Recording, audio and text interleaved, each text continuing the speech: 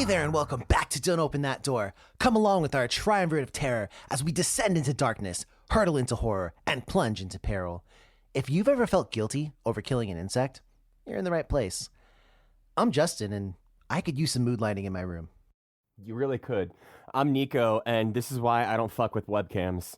Well, I'm Dan and I prefer blackout blinds. Good choice. Thanks. And we're here today to review Possessor. This was directed by Brandon Cronenberg, starring Andrea Riseborough as Voss, Christopher Allen as Tate, Jennifer Jason Leigh as Gertner, Raul Benea as Eddie, Sean Bean as John, the CEO, Ayo. and Tuppence Middleton as Ava, aka Tate's girlfriend. We open with Tasia Voss, an assassin that her name What a sounds like fucking bottled cool water, name. but also works for a futuristic company / guild / assassin fiver.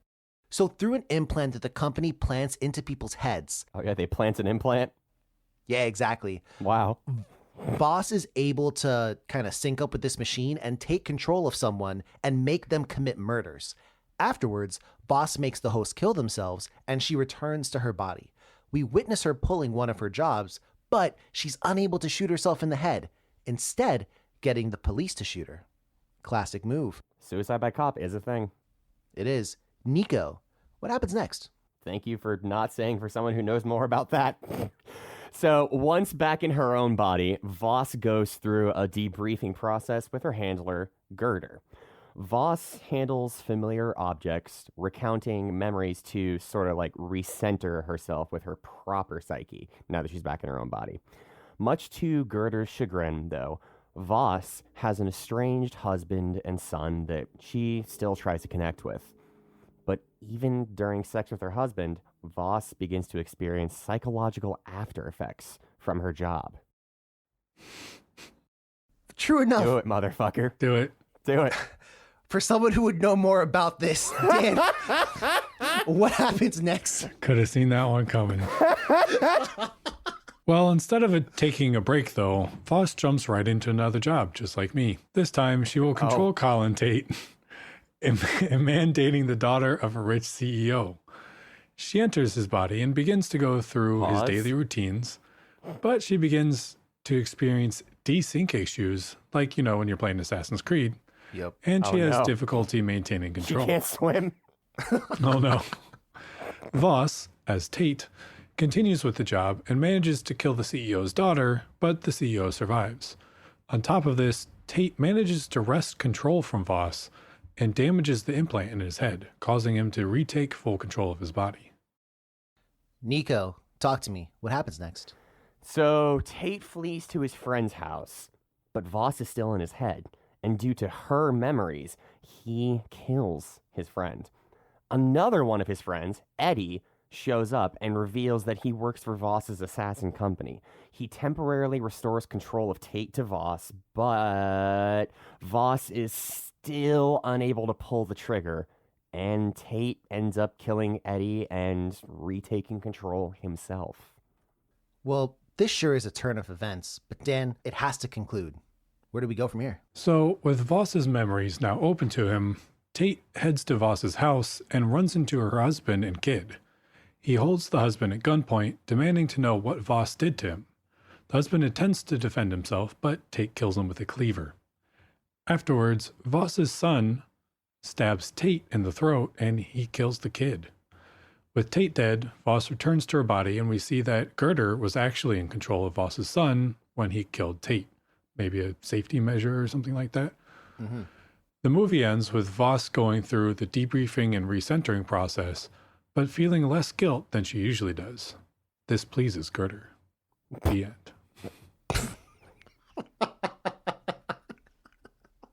I don't know why I wrote it like that. It's like you just got a cookie. Oh, this is nice. Some Cinnabon. Well, let's go ahead and take it from perhaps the nicest thing we could say.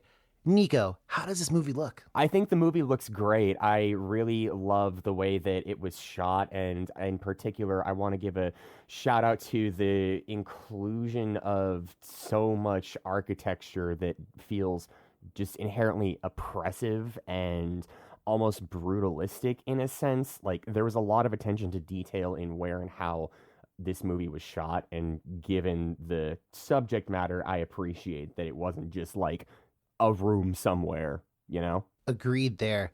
One thing that I really liked was there was really cool use of lighting in a bunch of different scenes. In particular, there's a sex scene between Tate and his girlfriend, although it's kind of a threesome really because Voss is in there too. And it's one of those things where... I checked with the boys in the lab, and unfortunately the math checks out. Right, exactly. And I'm like, this is a weird scene, not just for the things that happen in it, but it's just so trippy, and there's that blue light that just bathes everything, and it literally feels like otherworldly, surreal. It's a really cool lighting for the scene, I think. Dan, what'd you think about how this movie looks? I loved how it looked. The cinematography was amazing. Mm-hmm. I loved a lot of the shots. Shout out to the special effects. 13 Fingers, I think, was the company. I might get that wrong. Dan Martin did a lot of the effects. They also did the effects for Color Out of Space. A lot of those. Oh, things. wow. They've worked on a ton of movies, actually. But it was also really cool because I was reading that they used very minimum CGI.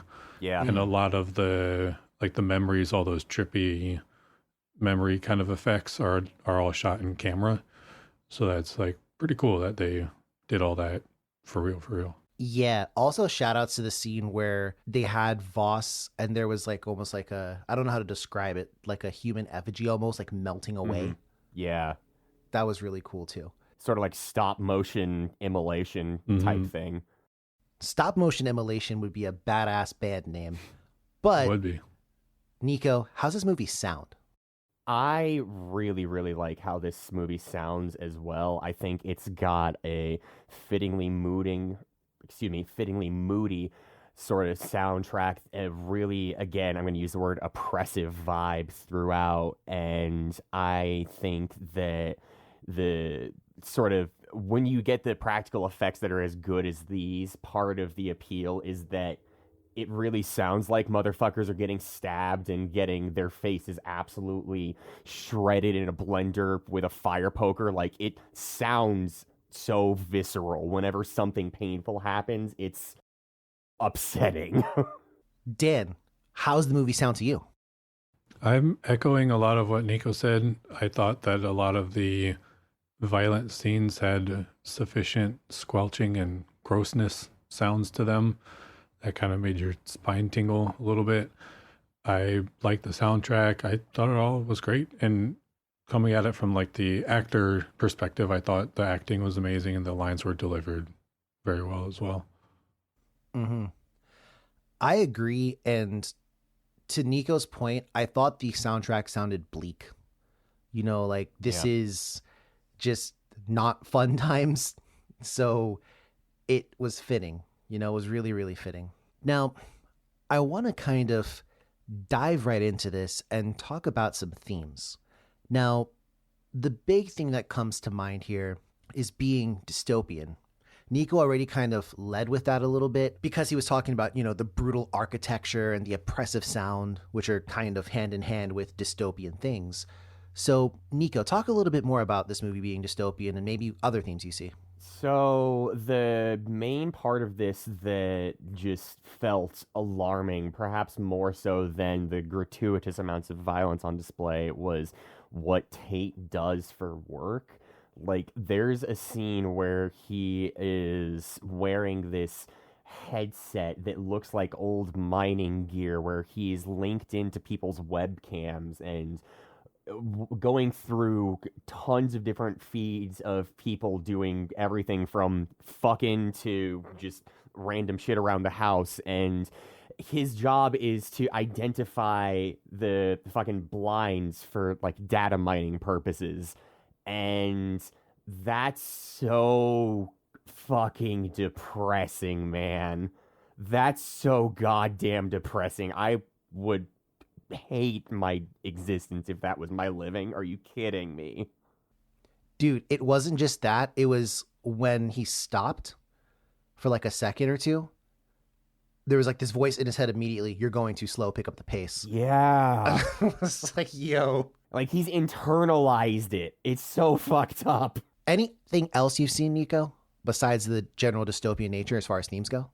I think identity is a big one just because so much of the time that you're watching this, I think you are going to be wondering how much of this is Tate, how much of this is Voss, what part is bleeding through. In particular, the scene where Tate is given sort of a directive from Girder to just go absolutely fucking postal at this work party and then sneak back in later. Part of his performance there is he gets just viscerally drunk and starts flinging abuse at everybody. And I even question myself, like, I wonder if that's actually how Tate really feels, or if Voss is just that good at her job. And given how the movie ends, I really don't know what the mix is there. My impression of that scene is that was mostly Voss because it was pretty well calculated. And also, Voss / Tate wasn't really drunk in that scene because he puts like alcohol, he dabs it on his collar and stuff. I mean, he gives off the appearance of being viscerally drunk. I misspoke. Yeah. So there's that for sure. Dan, what do you see about the dystopian nature of this movie and maybe other themes? I don't know. I mean, they're talking about it just now. I never really considered this a dystopian movie because the way I look at dystopian things is as a society and not just from one person's point of view, I guess. And I didn't really see society being bleak and dystopian, I guess.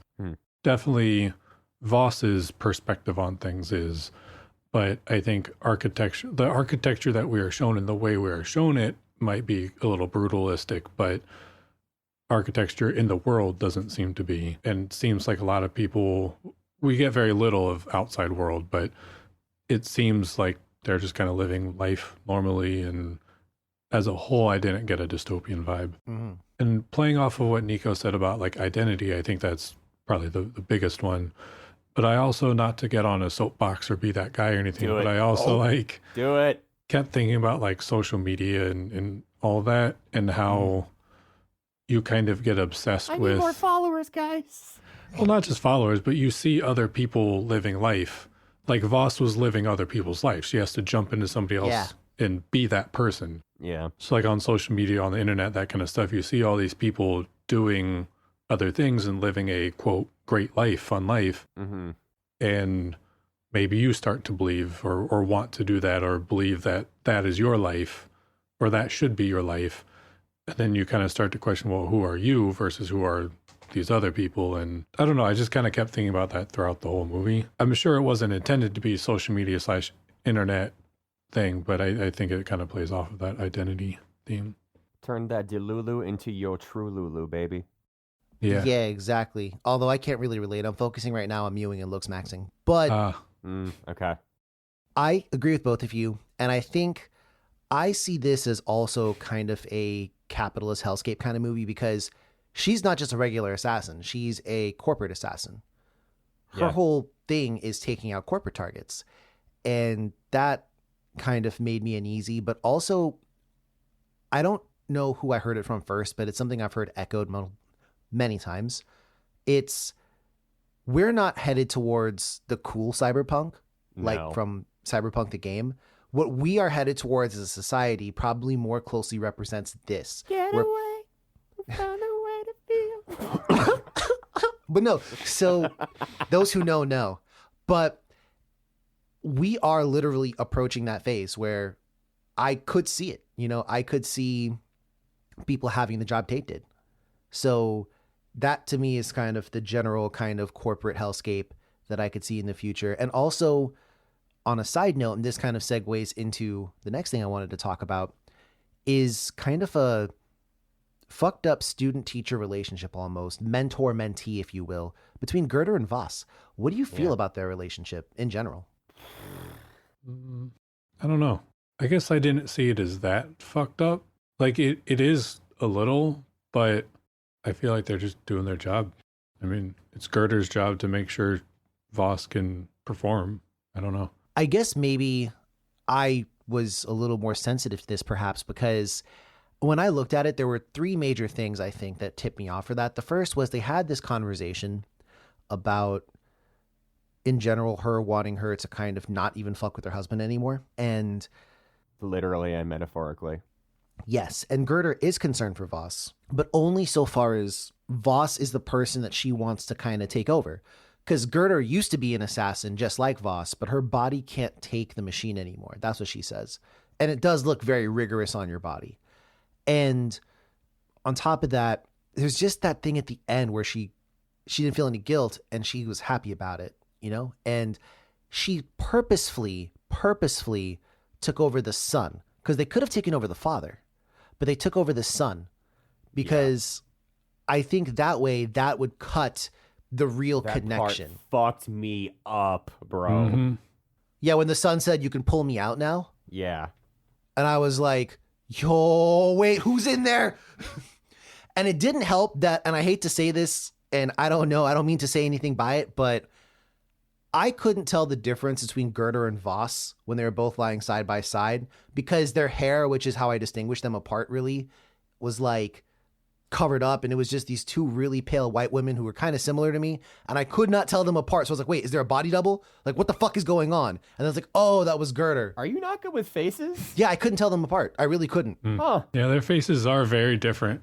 How am I just now learning this about you? I was like, yo, I was shocked. Like, I was like, and then I went back and rewatched it when I looked it up, and I went back and rewatched it because I was like, nah, no fucking way.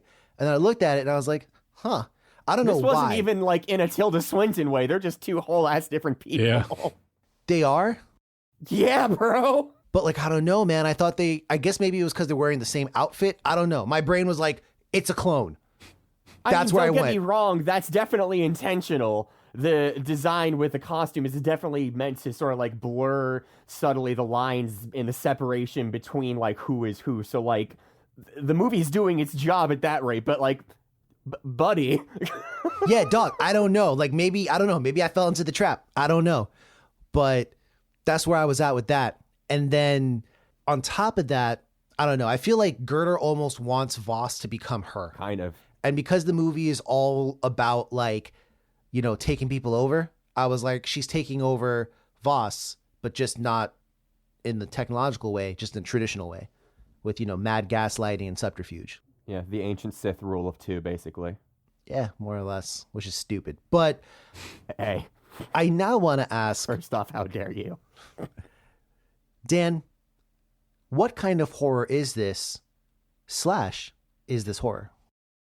Uh, Time for people to Y'all get about to mad. make me big mad if you're about to say what I think you're about to say.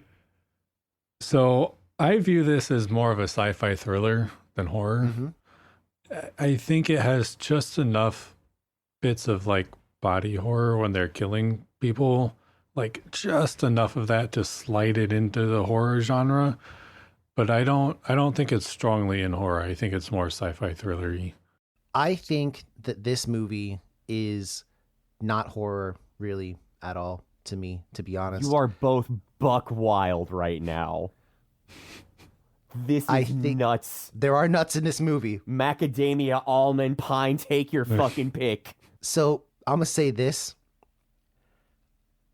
I think that, yes, there's 2 or 3 kills in this movie where we really get to see. Well, sorry, no, I take it back. There's a handful of kills in this movie, and the kills do get pretty gory, but I don't think that they're horror because, like, I've seen some brutal ass kills in some action movies, Yeah. but I don't consider those to be horror in any way, shape, or form. Like, don't get me wrong. I think this is a great thriller. I think this is very heavy in the sci-fi realm, but nothing about this to me screams horror. Like, when we watched motherfucking Crimes of the Future, I was like, bro, Crazy that they got motherfucking in the title past the MPAA. dog. Yeah. It was something else entirely. So I don't know. For me, this isn't Directed really by horror. Quentin Tarantino. Yeah, What fair if there enough. was a Cronenberg Tarantino collab? I Oh would my watch that in God. a heartbeat. People would start like sprouting feet out their dicks. But Nico, Nah, bro. What? Yep, that would happen. Just you. What's wrong with you, Nico? What's wrong with you? All right. We gotta focus, man. We're professionals here. Oh, yeah. Jesus Christ. What did you say? Believe it or not, you just completely derailed my entire train of thought. I like factory reset Nico there. Nico, we're talking about why this isn't horror, but you think it is, perhaps. Yeah, okay. I place this firmly in the camp of psychological horror and body horror. I think there is, with one of the core themes being identity and how much of a struggle it is for both Tate and Voss. The word I'm going to use again here this time is just visceral. Like, there is both physical violence and mental violence, I think, in this film throughout. There's not as much of a kill count in this as there is, like, Friday the 13th part 87 featuring Dante and Knuckles from Devil Masonic 4 or whatever the hell. But I think there is more than enough just pure destruction on human flesh and horror that is derived from the anxiety of the just very lives that they are leading in the film to place it in both of those. I think we should have another episode of our definitions of what is horror, because we did a long time ago. Yeah, we never did body horror. No, not genre specific, but we had a bonus episode about what is horror and us defining what horror means. Oh yeah, sure. And it's interesting because I think if we go back and re-listen to that, I think we won't agree with ourselves. Oh, I think I would probably agree with myself. Evolution of man. Do you stand still? In those ancient days. Well, speaking of, I gotta ask this. This movie, as you may have picked up on, was directed by Brandon Cronenberg. And that's a pretty common last name, but he's actually the son of David Cronenberg, you see. And there is, of course, the comparison that is inevitable between father and son. So do you think that he lives up to his dad's reputation in this movie? I do. I actually, when I was watching it, I totally missed that it was Brandon Cronenberg. And about 30, 40 minutes in, I was like, this is a Cronenberg film. And I looked it up and I was like, oh shit, it is a Cronenberg film. Just, the son. But yeah, I see very, very, very heavy Cronenberg, David Cronenberg influence. And I haven't seen any of Brandon's other movies, so I'm not quite sure how those are. But I do really like the influence. I'd be interested to watch others to see if he develops more of a style of his own. Because to me, this was very David Cronenberg-y. So I'm just interested to see some of his other stuff to see what his style is or how influenced he is, and not just based off of one movie that I've seen. Well, we have 3 to choose from. There's this, Infinity Pool, and one other one are kind of his major motion picture releases. Antiviral, I think, was the name of that one. That is correct. Yeah. And we should check out at least Infinity Pool, because I've heard good things about it. I hear Infinity Pool's nuts. Yeah, for sure. You know who else I felt that way about, though, Dan? Never mind. I don't know who I was thinking about. All right. Pulled a Nico there. So, Nico, we on the podcast are gentlemen of culture, so naturally we saw the uncut version of this movie. But there is a censored version that exists. I don't know. I think it was cut. It was. Hey.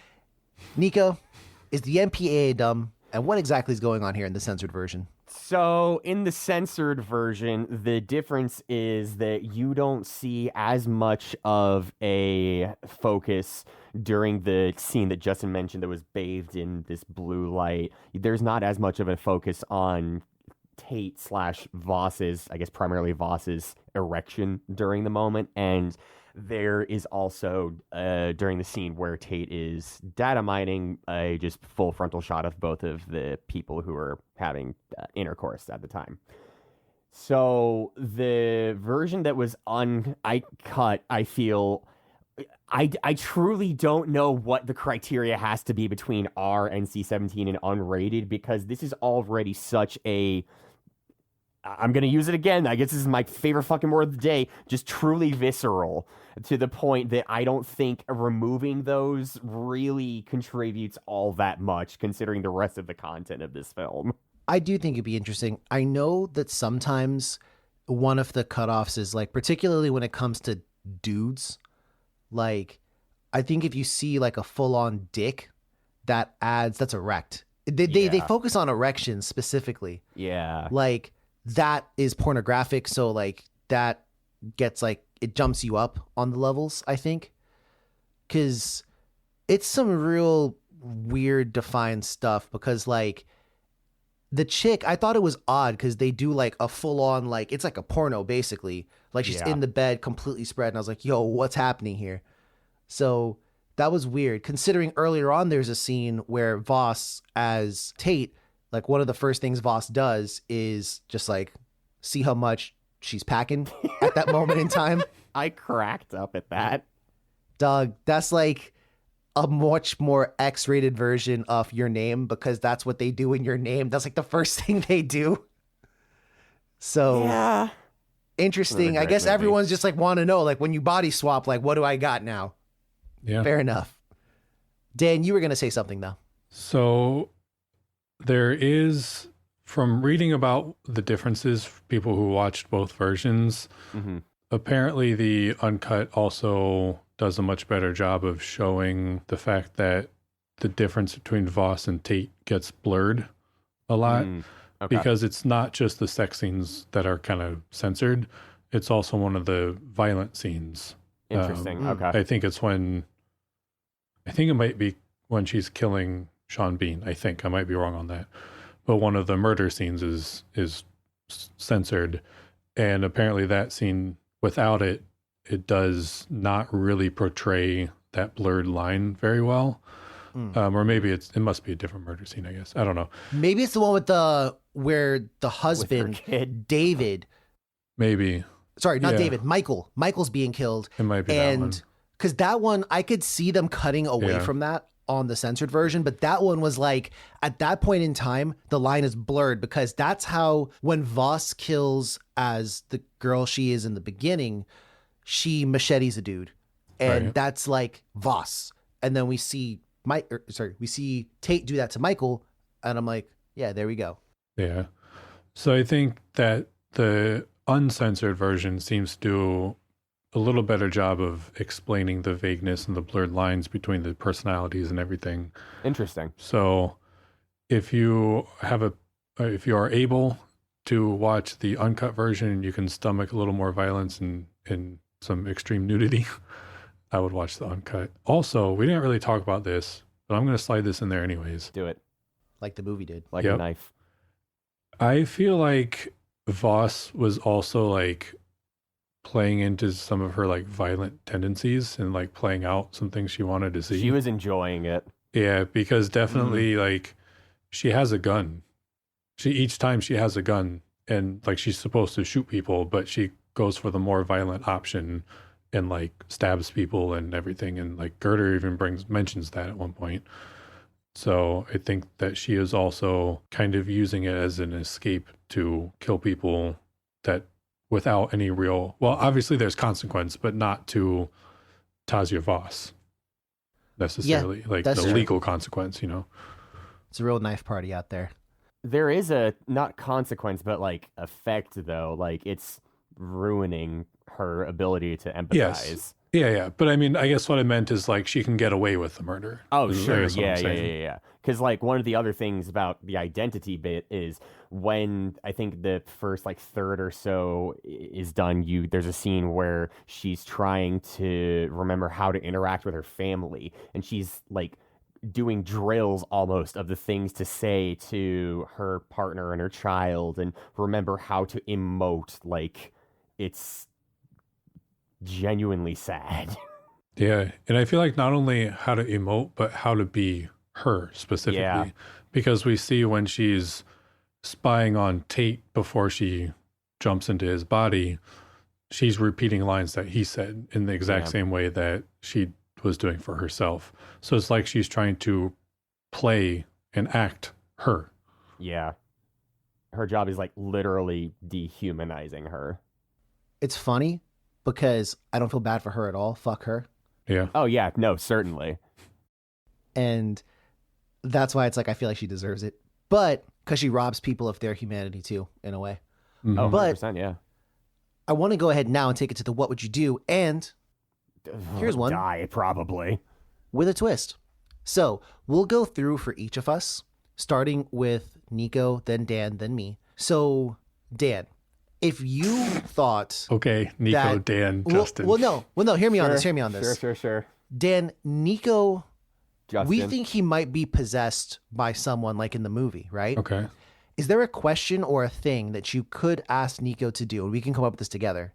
Is there something we could think of for Nico to do that would prove, is that Nico or is that someone controlling him? Sleep. Oh, What? What do you mean? Because I have- I feel like if they sleep a normal 6 to 8 hours, it's not Nico. it's not Nico. Oh. If they sleep like 12 hours, yeah, that's That's Nico. Nico. It's Nico. Yep. It's Nico. See, I just want to put it on the record. I've actually been getting pretty fucking good sleep for the most part oh recently. yeah, you are. Now, Better than you, motherfucker. much better than me. I'll say that mine was a little bit of an addendum on it. I was gonna say, hey, are you tired at all?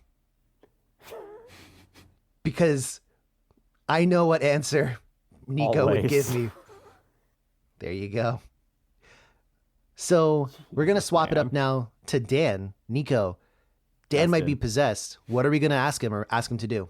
This is a very good question. See, I know what I would ask personally. It's pretty easy for me. What do you got? I got nothing. I would grab like a rough mix of something that Dan mixed back in the day. Okay. And then I would just ask Dan, hey man, I really like this final mix you gave me. Do you think it sounds, like, what do you think about it? And if he's like, nah, bro, fuck that. I need a new snare in this. I'll be, oh, I it's was Dan. just It's gonna fucking say the Dan. snare. It's The fucking snare is Dan. what's going to give it away. But if he's like, oh, I really like it. I love the snare, bro. I would have my fucking knife out before you even know it. I think There's I some- would. I've got one that works for all of us. Actually, I would say, what do you think of the movie Halloween 3: Season of the Witch? Great movie. It's Not them. Get him. And lastly, and leastly, it's me. So for you two, how would you get me to show, is it real or not? I would ask you how you feel about Asian soups. Well done. I think that'd probably give me away straight away. I've got two. Okay. One is playing off of what Nico just said, and I would ask how do you feel about ghost stories? Oh, And if you don't go on a crazy rant, it's not you. But I would also ask how you feel about chicken curry. oh, Critical hit, Dan. you know damn well. Fair play. Yep. That is fair. And for those who know, once again, they know. And those who know that curry chicken is what it is. It's curried chicken. Like when you have like macaroni pie, you don't get pie macaroni. Like when you fucking get like, what do you say? Hey, how would you like your eggs? Oh, I'll take some scrambled eggs. You don't get egg scrambled. Like, why is that the one thing? I mean, you kind of do. No, that's what, but the process though is like, it is the descriptor and then what it is, right? It's fried rice, not rice fried. It's fried chicken, not chicken fried. You're telling me a rice fried this rice? Yeah, I'm like, come on, man. Come on. You know better. And those people know who they're, better. You They know. better. they know, we all know. Okay. Now let's go ahead to the No Rotten rice Tomatoes. zone. Rotten Tomatoes it is. Okay, lads, line it up. What do the critics give this? I'm going to say 85. I'm going to do 10 more than that, and I'm going to say 95. Once again, Nico has displayed a prenatal sensing A what? agreement. Prenatal. Ain't that part of the, birth canal? Nope.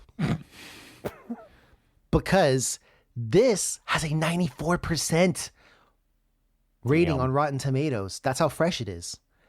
The audience was not nearly as generous, with a 59%. Wow. Damn. That's surprising. Little bit of a discrepancy. But what do we think? And I'll lead. So while I don't think this is a horror movie, I do think it is a good Unacceptable. movie. Like, this is a great sci-fi. I think it kind of hits a lot of the points that sci-fi hits, and it's good. It's just good.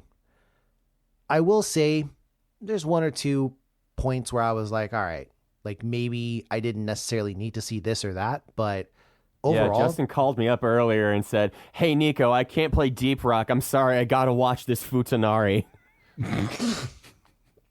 And to which I replied, "I'm glad you're embracing your kinks." bro, Nico recommended this movie. Nico always be recommending It's like, a the great freaking ass fucking shit. movie. For me personally, I would give it an 83. I don't think it's as good as the critics say, but I think it's a very good, solid sci-fi. I thought this was a fantastic movie. Cinematography really put it over the top for me. I loved it. I like the themes and the identity stuff. I think it's a good movie when we can have a pretty civilized, mature conversation about it on this podcast. Hey, fuck you, buddy. Yeah, I thought it was great. Very well acted as well. I'm going to say 90. Oh, Nico, where you at? I just want to say, while you were sort of thinking it, the loading music was again in those ancient days. Nice. Okay, so I'm gonna give some context here. Your boy Nico's been going through it a little bit, and this is one of my most memorable movies that I've watched in quite some time. As part of doing this podcast, a lot of the time when I'm watching something, I either can be decently removed enough from the experience, just in a sort of clinical academic sense, just like being very intentional with what I focus on. But the entire time that I was watching this, I was just completely enwrapped.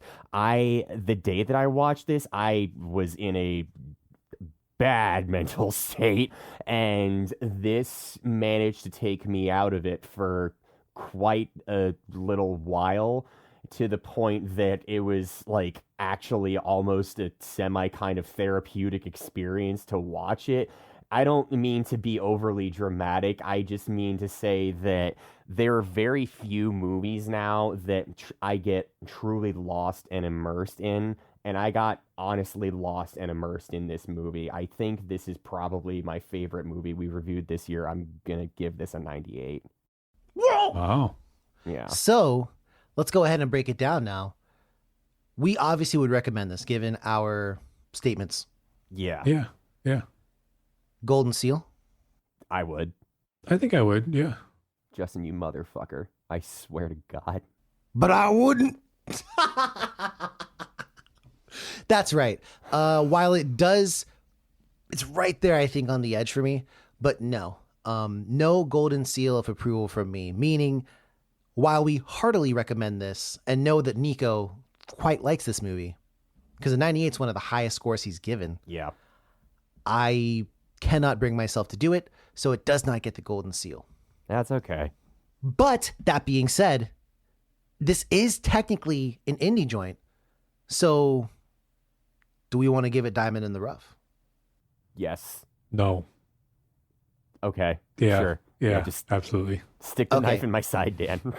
I would as well. So that's the sound of the diamond in the rough. Okay. And Interesting. So, can I ask why you would give a diamond in the rough? yes, because I think that if this had had a larger budget to go alongside of it, I think that maybe they could have done more with this. Like, In what way? so I'm thinking that mostly when it comes down to the crazy scenes, I think with more budget, it could have been even crazier. And that probably would have tipped my score, I think, a little bit more to make it a little bit higher. Because I feel like this was really good. And to learn that this was like independent and not like, big budget, big studio. Because I think at the box office, this didn't even hit 1 million at the box office if what I saw is, accurate. So if that's the case and this really was a small thing, I'm more impressed, to be honest. Okay. So it gets the diamond in the rough from us here. So yeah, check it out, I guess is what we're saying. And while you're at it, check us out. We are on X and Instagram at DOTD Horror. We're also on Facebook. Let's don't open that door. And Plus, in your check everything heads, we've thanks to Neuralink, I guess. Plus, check everything we've done on our website, which is dotdhorror.com. But till next time, definitely make sure that you eat healthy foods for yourself. You know what I mean? Everyone has different things that work for them. So make sure you do that. Don't get possessed by corporate assassins. Try and avoid Cover that your one. fucking webcams, for the love of God. We say as we're all on webcam. I mean, yeah, but like after. Dear listener, Dan just shut off his webcam. And take care of one another. But till next time, dear listener, don't open that door. Bye.